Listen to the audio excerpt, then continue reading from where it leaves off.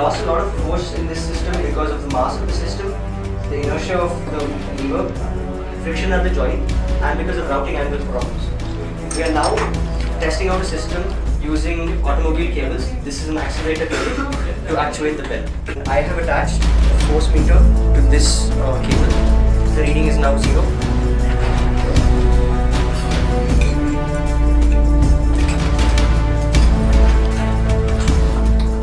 It's now started moving. The reading shows 14.8 kgs. And that is the ring.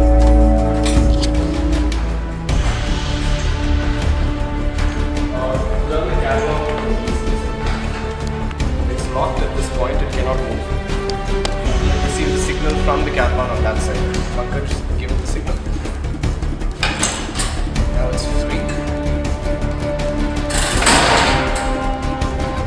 And it will keep ringing as long as there's a driving range.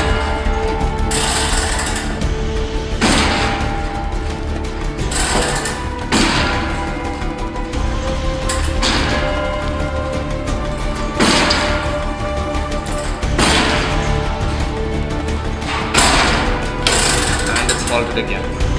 That was 1, 2, 3, 4, 5, 6, 7, 8, 9 rings I believe. It would be 9 o'clock. One of our major tasks was to measure the time period of this pendulum. In order to do that, we've set up this circuit. It is an LDR and a sensor based circuit.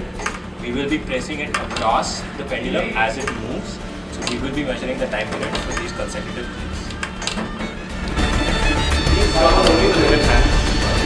And if we look at this particular phase here, this long arm you see here, this is the counterweight of the minute hand. The short arm you see there is the counterweight of the hour hand. Outside you can't see the hands themselves, but if the counterweight is here, the hand will be there. From the clock, only the mechanism to the minute hand comes. The hour hand is driven by the minute hand placed in this gear down here. This is the bell chamber. And there are 10 bells up here. Some small ones with higher notes and the large ones in the lower section with deeper notes.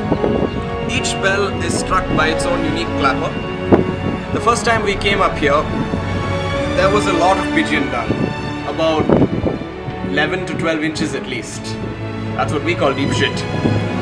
Now, this clapper is connected by a cable arrangement we have reinvented with automobile cables. The first one that we used up here was a nano clutch cable. Right now we shall ring this bell with the mechanism down there. I'll signal someone downstairs. Anish!